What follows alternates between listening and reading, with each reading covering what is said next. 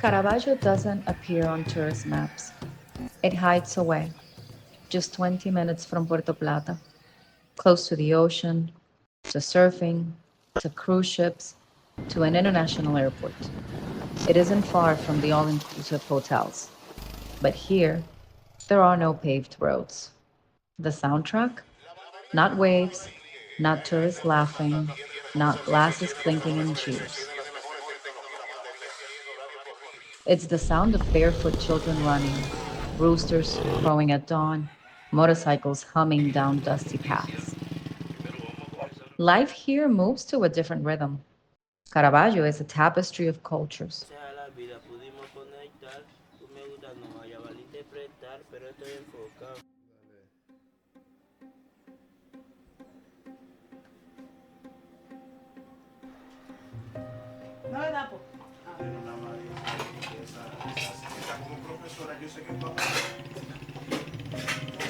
Haitians, Dominicans, families who cross the border seeking a better life, and those who have never known another home. All sharing the same space, the same struggles, the same hopes.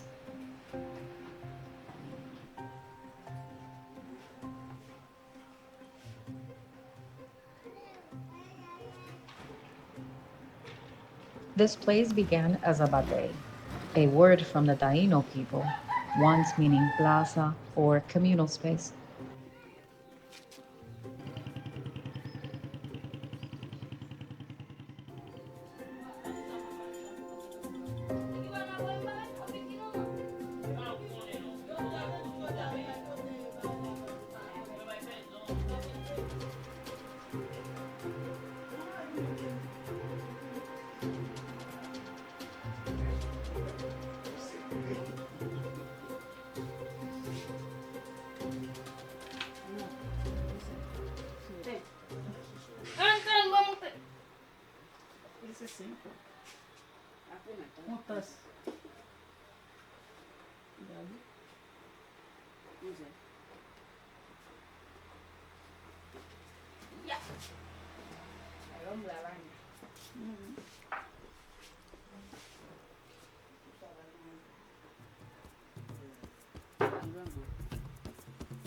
In Dominican history, batey became the name of the sugarcane labor camps.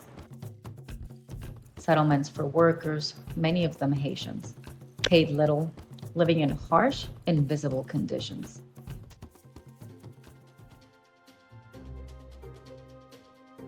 La mayoría venían solteros porque solamente traían de Haití los empleados que venían al corte de la caña. Luego finalizada la cosecha de la caña y cerraba porque tenía un círculo. Ajá, ¿cómo es el ciclo? Duraba 3 o 4, 5 meses trabajando. Luego de que cerraba el ingenio, la fábrica cerraba, ya ahí todo, una mayoría se retiraban otra vez a su país. Pero algunos se enamoraban, algunos se conquistaban, algunos fueron trayendo su familia y se fueron formando aquí. Por ende, ustedes ven que aquí en nuestra comunidad hay muchos haitianos porque vinieron y se quedaron, forman su familia, ya se convirtieron en vecinos nuestros. Caraballo no longer grows sugarcane, though, but the legacy lingers. Wooden and tin homes line the roads. Services are scarce. Legal documents are missing. Opportunities are rare. And yet, there is something powerful here. Mothers walking miles to bring their children to school. Teenagers daring to dream of a different future. Children whose laughter lights up the dusty air. This is where New Heights volunteer programs finds its purpose. A bridge between two worlds, those who come from far away and those who live here every day.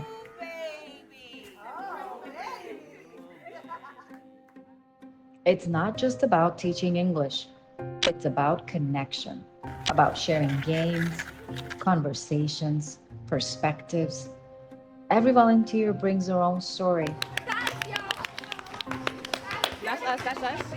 Yeah, keep them over there, please. Keep them And over there. every child offers one in return. Sometimes joyful, sometimes painful, but always real. Inside the classroom, laughter blends with learning. Questions emerge. How do you teach without imposing? How do you support without judgment?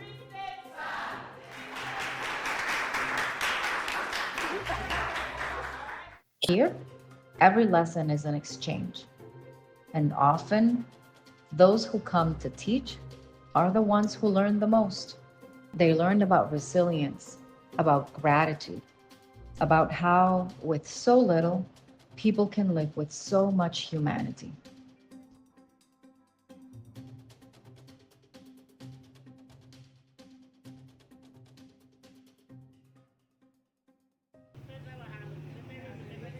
In Caraballo, mornings start early. The roosters call, children gather, school begins. For many, the school is a refuge, a meeting place, an opportunity.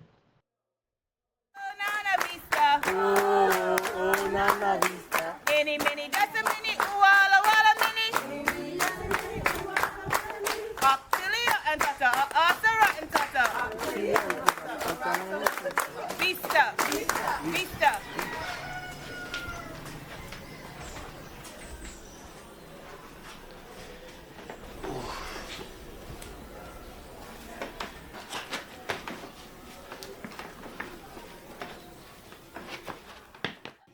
Some students walk alone. Some come without books, without internet, without steady electricity. But each has something to give. This community, often overlooked, has found in education a way to endure, a way to hope. Because this program is more than a lesson plan, it's a belief in the power of human connection.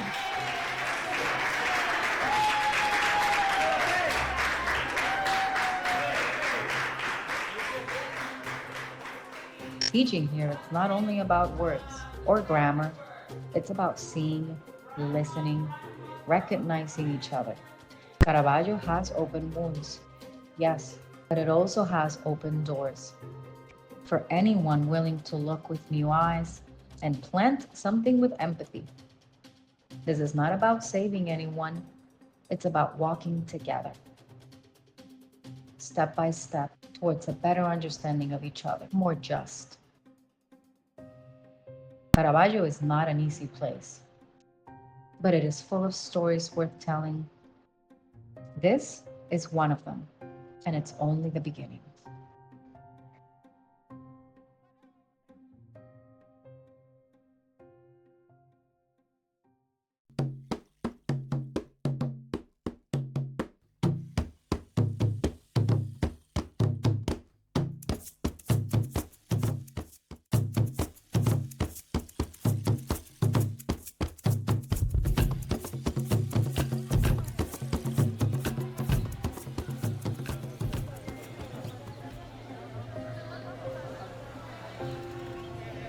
Like so many stories of transformation, this one begins with someone who dares to teach.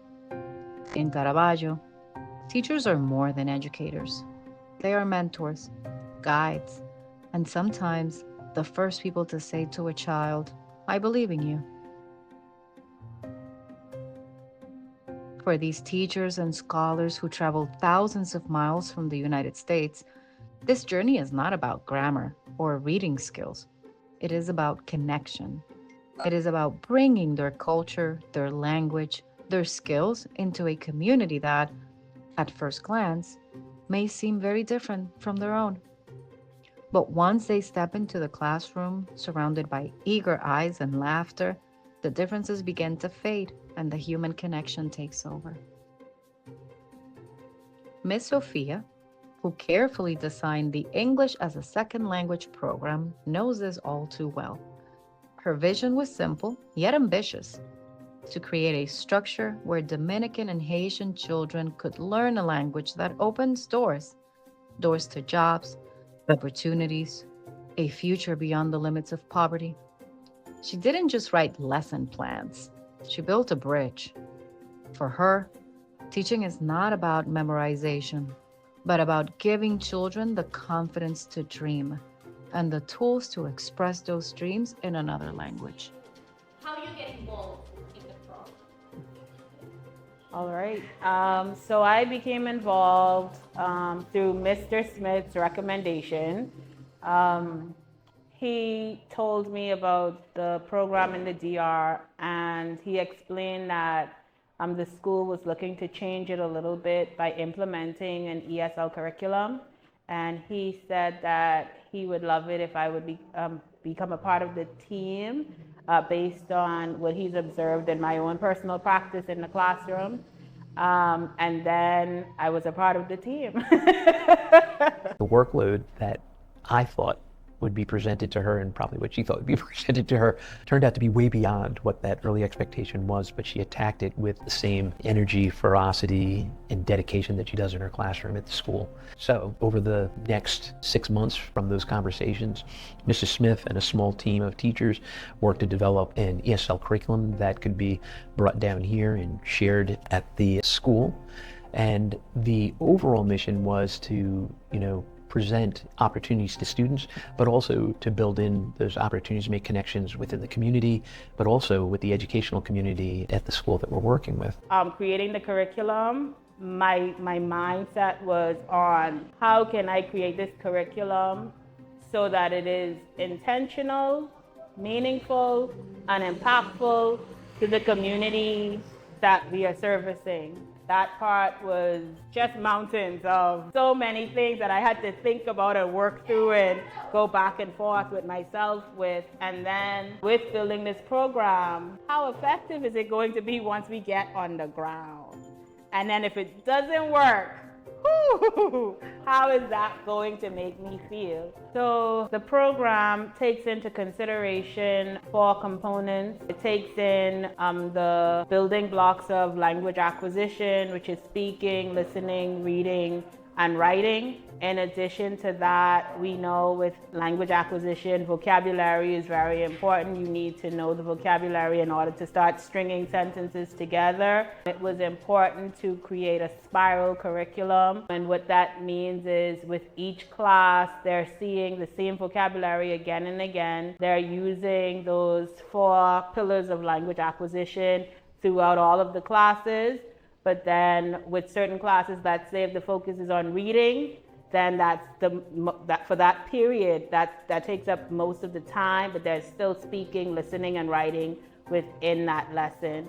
So in that way, it spirals throughout the day so that at the end of the day, the students have seen the vocabulary so much, they've heard it so much that it's sticking faster. And so that's the gist of what we leaned into to create the curriculum for the program. So we took into consideration the types of learners. You have your kinesthetic learners, you have your linguistic learners, your visual learners. So we wanted to bring all of that into play. So with that being said, some of the visual tools that we've used are our slide decks, we've used exemplars, we use modeling, we use for our auditory learners, a lot of videos, a lot of singing, call and response activities. For our kinesthetic learners, we incorporate the movement. So we have gallery walks, presentations. Hello, my name is Yurielis. I am from Dominican Republic. I live in Los Ciruelos. I am 12 years old. My name is Justin. I am from Republica Dominicana.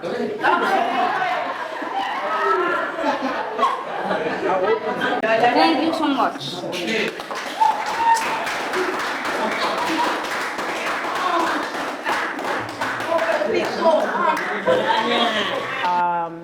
Just any activity that's going to get them moving and active. A lot of cutting and pasting as a part of the tactile pieces of learning. Some of the materials we've used, we've brought in our laptops, speakers, projector. We brought in some books for the students that they will keep at the end of the program. so that they can read to family members, read the books again as they continue to develop their English skills, read the books more independently. That is the goal, but they have like literature in English that belongs to them. We created a workbook, so they have a workbook. Each student have their own workbook. In addition to that, we have like mini flip books, flashcards. We created word walls in the classroom. So anything that we could think of bringing that would help them learn English, we brought with us for the most part. With New Heights students, we wanted their experience to be meaningful as well. So the idea was to have them come in as pair coaches. And as pair coaches, in essence, they're like mini teachers working in small groups, which makes it more intimate. I think that was incredibly positive in that the students were really excited to impress their pair coach. They were more excited to practice in the small groups. They were more comfortable in that setting versus having to share with the larger group. And eventually, when we got to sharing with the larger group, they were excited to do that as well because their pair coaches would encourage them saying, you can do it. Give it a try, let's go up together. So it's that motivation in the small groups that really extended into the larger group and made it fun for the entire class. The pair coaches also with me every evening. We talk about what went well, what challenges we face, what to look forward to in the coming days. How could we make changes to make it better the next time we implement the program. So that is the goal. The goal was to build intentional relationships because it is difficult coming into a new space and one telling you to learn everything that I'm giving you. And then at the same time, I need you to trust that I have your best interests at heart. So that relationship building part was a key thought that I was intentional with implementing so that the DR students have that connection, the New Heights students have that connection, and it's meaningful for both parties, and it's meaningful for me in that space as well. And that part is, I guess, the key to where the true teaching and learning is happening.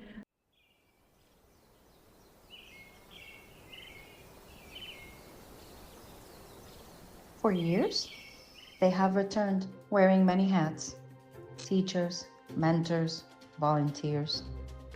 Their passion is not only in the lessons, but in the relationships. They know the challenges these children face, the lack of resources, the fragility of their homes, the daily struggles of their families. And yet, they have witnessed resilience.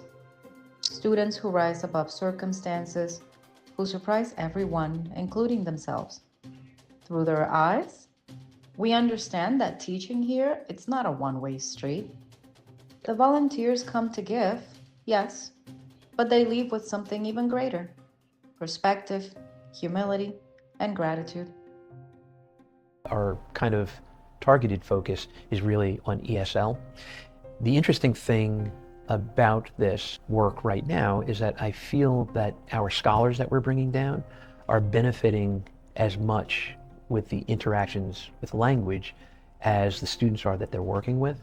So there's reciprocal learning that's taking place, which I love seeing that. The needs are endless, and the resources are not. Still, the teachers persist because they know that each small victory, a child reading a sentence in English, adds up to something so much larger. You know, it's very exciting. The kids are so eager. They're very hungry for knowledge. The school is in fairly good shape compared to some of the other schools that I have seen, but there's certainly a need for like materials and a variety of ways to learn. I think the children experience learning in a very different way, really hands-on, interactive, with a variety of different ways to access knowledge and materials. Thankfully to Sophia Smith, who we brought on this year as our lead instructor, who developed all the curriculum. Yeah, and so the kids just were really excited and they're engaged every day, and even when they got tired, you know, they're just excited to learn, and they have progressed so quickly. I think for the first time, these students and teachers who are able to watch the program in action got to experience just different way to access information, whether it was like gallery walks and looking at other people's work, having conversations with each other, and just like simply applying all of the methods that she put into place. And with that kind of method, you know, it really stuck. So by day 3, when we took them out for the day, they were already talking to each other in English without any prompting from us whatsoever. And it was like such a blessing and a surprise. And it was nice. I could see how the children were able to like build their confidence just over a few days. And they're not afraid to try now, you know. I think that it would be great to continue to do a program like this, but also offer advanced levels as they move on. They are hungry to know, and that part is, I haven't seen that in a very long time, that wanting to just know. I want this information. I know that this is important to me, and I know that it is important for my future, and that brings with it just an appreciation and a desire for learning, and the relationships that we've built with this community in the 2 weeks and 3 days that we've been here is incredible.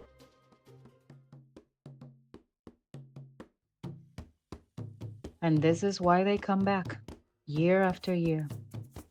The teachers remind us that education is not just about books or tests.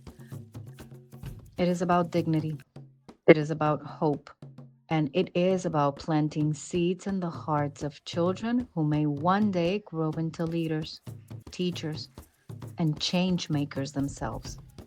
In Caraballo, the teachers are not only shaping lessons, they are shaping lives.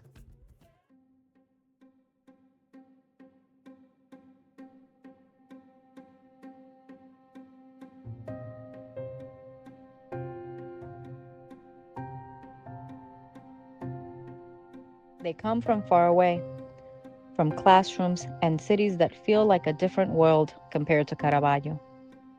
Young faces, each with their own story, their own dreams, and their own reasons for being here. For some, it was a return, a second or even third time volunteering in the Dominican Republic. And for all of them, the experience became much more than what they expected. From the very first day, they gave themselves completely to the program. Every night, after long hours at school, they sat down together to prepare lessons, write in their journals about what they had experienced over the day, and to share ideas on how to make each class better. What started as a volunteer assignment quickly became a personal mission. But this story is not only about the volunteers. It is also about the children of Caraballo. For many of them, the school is more than a classroom. It is their safe place, their community, their chance to dream. These are incredibly intelligent children. Many are bilingual already, speaking both Creole and Spanish. And they absorbed English with remarkable speed. Hi everybody, my name is Francesca. I am from Dominican Republic. I live in Severe. I am 14 years old. Intuitively, joyfully, as if the language was waiting inside them to be unlocked. They studied with effort and dedication, and a light in their eyes that spoke of possibility. Every child has a story. Paloma, who is blind, surprises everyone each day with her determination and her courage. Others carry dreams of becoming teachers, doctors, leaders, dreams that may seem far away, but which grow stronger with every lesson, every word of encouragement. And above all, what they saw in the volunteers was not just English lessons, but love, a genuine interest in their future, prove that their lives matter, that someone believes in them.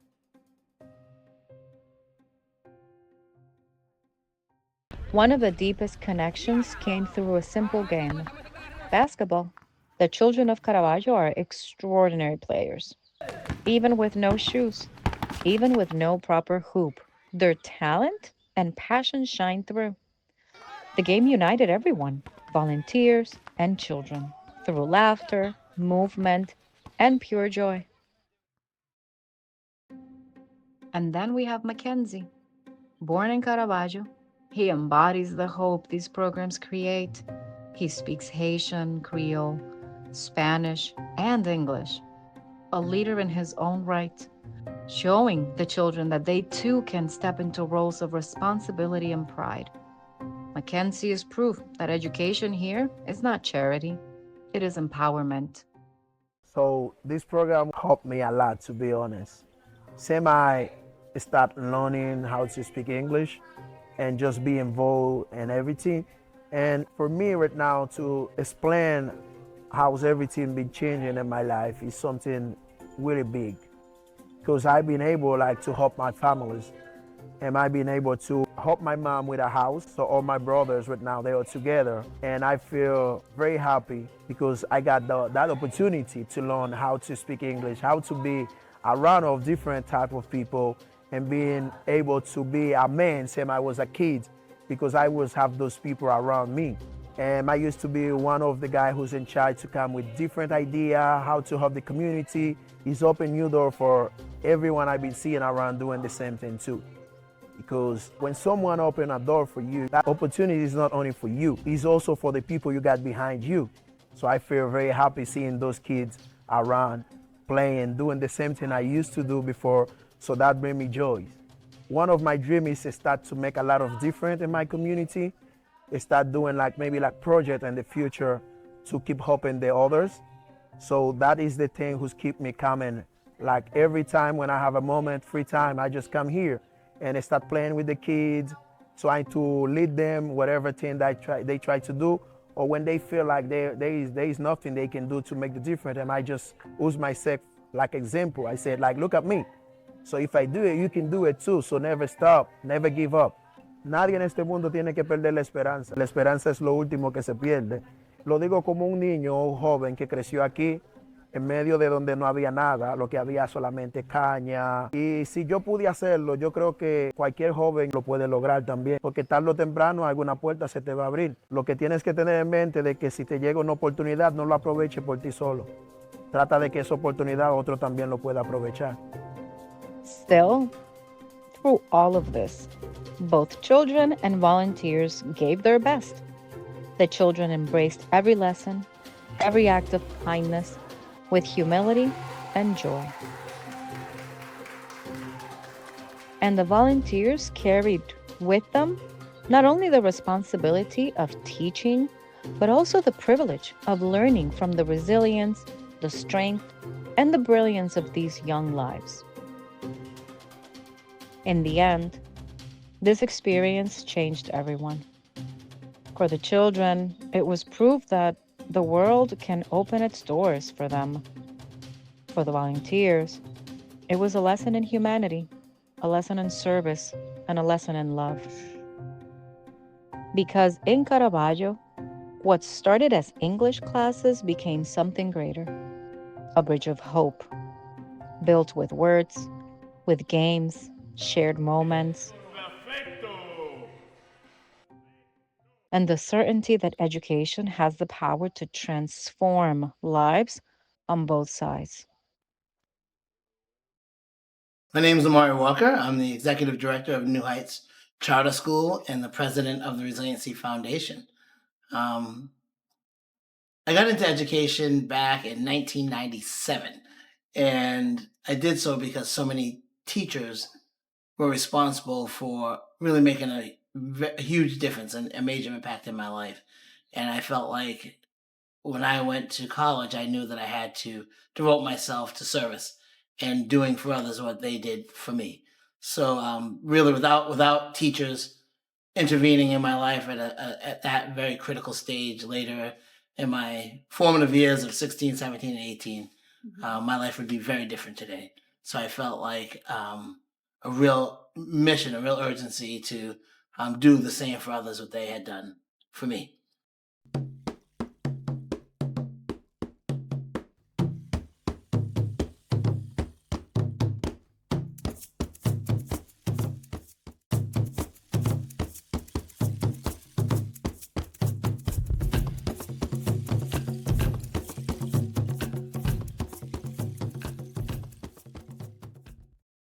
So when I left college, I became a teacher. Shortly thereafter, I became an administrator. I ran a program for troubled kids. A little bit about me, I got in a lot of trouble when I was in high school. I was actually expelled from 2 schools. It were teachers that helped refocus me, get me back on track. So when I became a teacher, I quickly started a program for kids who were much like myself in trouble. Most of them looked like me, and saw that, they needed to have the opportunities that teachers afforded me in order to get through high school at that critical stage of their lives as well. So I did that for 7 years. Then I became an associate principal at a major district called Fall River. And then I became a principal by the age of 33, where I was a principal of an alternative high school for kids, once again, who needed something different. And that's where I learned about early college. There was a program called Gateway to College, and there we sent some of our best and brightest students to college while they were still in high school. And I thought, wow, this shouldn't be a program. This is what schools should look like. So in 2012, we started this crusade of opening an early college high school in an urban district in Massachusetts. That proved to be one of the most difficult challenges ever, because early colleges had never been done, and charter schools were not looked upon favorably throughout the state. So we had to prove both things, that we could run a charter school in a district that didn't want us, and that we could open an early college school where we were taking students through a lottery, not through an application, and promising that they would have the opportunity to not only attend college, but to earn enough credits to have an associate's degree before they left high school. It was a very, very, very ambitious plan. The state denied us twice to say it's just not possible. And then on the third attempt, we put some pieces in place to make sure that we could provide the support students needed to be successful. And the state said, we'll give you a shot. And in 2016, we opened our doors. We had 315 spots, and we had over 900 applications. When we looked at those 900 names on the applications, we realized they had mostly Haitian or French surnames. And that was the first realization that this is not only going to be a school for children of color, but that it would be a school for mostly children of Haitian descent. Wow. And I had a lot to learn, because being African American, while we have the same skin color, I learned there were very different cultures. So that those first few years, I was amazed by the commitment these families had, and how involved not only the parents were, but aunts and uncles and grandparents. And as we progressed, we had our first graduating class in 2021. We had this ambitious goal of having 50% of our students who graduate earn an associate's degree, which is 2 years of college. And we were told over and over again, there's no way in a lottery system where you don't take applications that you could have 50% of students, especially students of immigrant families, earn their degrees. And not one person believed in us except for our teachers and our students and their families. So in 2021, our first graduating class had 51% of its seniors graduate with an associate's degree. It was the first time in Massachusetts history where the majority of any senior class graduated with 2 years of college completed. And in this past graduating class, we had over 60%. So we continue to get better at what we're doing. We're very excited about, not only the success of our children, but also what they're learning while they're with us. We call ourselves a social justice school, where, we pride ourselves on how we treat each other, how we talk to each other, making sure that what we're doing not only benefits ourselves, but the others around us, and then how we can make a difference not only in our own community, but afar. And that's what brought us to looking at our international service programs and what we could do abroad to share the success of what we've learned and what we do and how we work with one another back at home at New Heights. In the classrooms, we saw young children learning English faster than anyone imagined.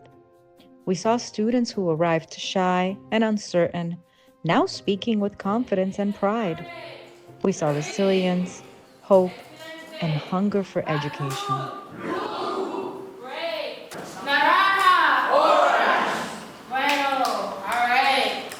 The impact is visible. You can see it in the smiles, in the hugs, in the journals of volunteers filled with reflections, in the basketball court that became a symbol of unity, where children played barefoot and still taught us what joy looks like.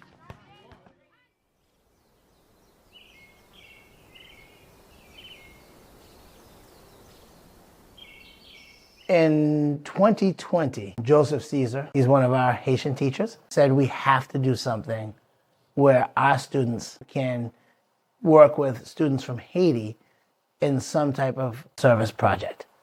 And at the time, we hadn't had a fully built out plan, but he said, I want to bring you to Haiti. And I want to show you some of the different schools so you can understand the culture, and then we can come up with a plan of what we're going to do. So we scheduled a trip, and that spring, the president was assassinated. Bloody manhunt underway now in Haiti to capture or kill the assassins who gunned down. Tonight, a twist in the investigation into the assassination of Haiti's former president, Jovenel Moïse. The report comes just days after the Haitian police shut down anti-government protesters demanding... We didn't cancel. He kept saying, let's keep an eye out, let's see if there's an opportunity, let's see if things calm down. And around the start of the school year in September, he said, this is not a good idea. We have to come up with a plan B. And I said to him, what about the Dominican Republic? It's right next door. And he said, I don't know if that would be wise. He said the dynamics are very different. If you ever want to hear Haitian history, you go to Mr. Caesar and he'll tell you everything. Not only that, he brought in other folks to fill in the blanks. So we had a great meeting. And at the end, he said, there are some places called bateys, and I hope I'm saying that correctly, where there are large Haitian populations, and they may be actually more needy than folks in Haiti. And we might be able to do a project in one of the bateys. And I was fascinated by the whole idea of these sugarcane plantations that have closed down and what that could look like in terms of a service learning project for us. So we flew out in 2021, the winter, and we started visiting bateys. We had never seen a place where there wasn't running water. In some places there wasn't electricity. And the conditions of living were just very different. We settled on a little community called Cangrejo, and we started talking with public officials to see what we needed to do in order to start a project in Cangrejo. We also saw what is missing: resources, teachers, and the stability that only continued support can bring. This is not just the end of a month. It is the beginning of something much bigger. For 4 weeks, students of two worlds learned, played, and grew together. They built friendships that crossed language, culture, and borders. But the future of this program depends on all of us. Every dollar makes it possible to keep these classrooms alive, to expand opportunities, and to continue breaking the cycle of poverty through education. I am humbled. I think that's the word, by what people are able to endure, what people are able to overcome. The fact that students waking up every morning and coming to school in the summer voluntarily, learning a language that is foreign to them, but they're doing it because it gives them more opportunity, many more options. And these could be the difference, this language could be the difference that decides whether they get a job, whether they can support their family when they get older. And that type of investment is priceless. I feel like after talking, especially to the elders in Cangrejo, that people sweep into communities like Cangrejo and Carballo, and they usually don't look like us, right? They're usually these white missionaries who show up and they do their nice deed. They feel good about themselves and they go home. And life goes on for the people of those communities as usual. And I feel as though there's so much more to do. We are going to make a difference in these 28 students' lives because we've not only created a program where we're teaching them a language, but I think we've offered hope, right? And we will continue, hopefully, over the school year, working with these students virtually, and then come back next year and continue this program with those same students. So I think for those 28 students, we're giving them a huge head start, right? And who knows what will happen beyond that. For students who aren't, those 28 students, we're hoping to start another program for them that mimics what we're doing now so we can run 2 different phases concurrently next year. So that's the hope, that's the plan. But it's just a start. These kids are 7th, 8th, and 9th graders who attend that school. When they are done, they have to go to a regional school, which is so far away, and there's so many complications to get to and from that you know, that will be something, hopefully, that we can take on to help either try to find more transportation so that more kids can go to that school, or potentially even build a school for them later in their academic career. So those are things that I would love to look into. We have a lot of conversations to have, and we need a lot of permissions. Like I said, just running this summer program wasn't easy, you know, and had to have a lot of conversations. But at the end of the day, the work is worthy, and I think we're beginning to make a difference. But we have so much more work to do. There's so many challenges in this community.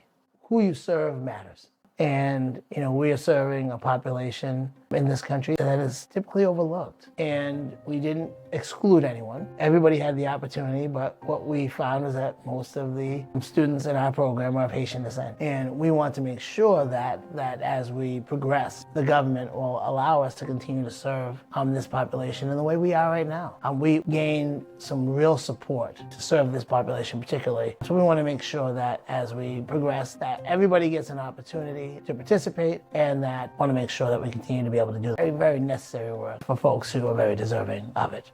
I'm very grateful to have this opportunity, and that the government of the Dominican Republic is allowing us to do this. This is definitely an experiment, and something I think could serve as a playbook for other communities, not only in the Dominican Republic, but worldwide. Our teachers are passionate about their work. Not only are they passionate about teaching students, but they're passionate about actually serving as role models for teachers here. The methodologies that we use to get our students prepared to a point where they can take college while still in high school, they're being taught here to teachers, and we hope that type of professional development trickles down to improving the quality of education provided to these students, even when we're gone. We spend a lot of time showing our teachers what good teaching looks like and making them into super teachers, because our students are worthy of a high quality education, and that can be shared with folks here. And I think that makes all the difference in the world. I think what an unbelievable opportunity to take these 2 cultures and get them to work together, you know, instead of focusing on their differences, focusing on their similarities, and work together to bring economic prosperity to a community in ways that no other place like theirs is doing. You know, so if I was someone who wanted to get behind something, I can't imagine there being a better location with more potential in the world where you can make a difference that is substantial and sustainable. And I know education is just the first layer, but I think once you educate a community that's thirsty for it and provide them an opportunity that exists, I think it could set the example for what communities like theirs, all these other bates that have been abandoned by, you know, plantation owners, can do worldwide.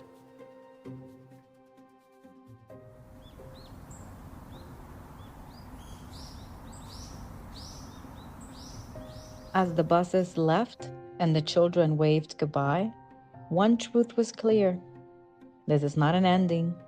It is a seed that needs water, care, and belief to grow. Hello, my name is Dario. I am from Dominican Republic.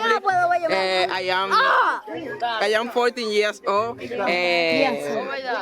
I live Severe. Nice to meet you. Hello, my name is Roseli. I am 14 years old. I am from Dominican Republic. I live in Severe. My birthday is April 11. Thank you. Yeah. Hello, my name is Urielis. I am 12 years old. My birthday is January 21. I like playing baseball. I like to cooking. I don't like to swim. I don't like playing basketball.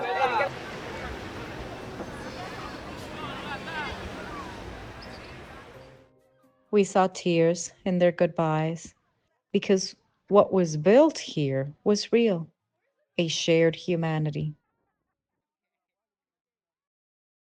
And you, yes, you are part of that growth. Join us, support us, believe in this dream, because together, we are not just changing a community, we are changing the future.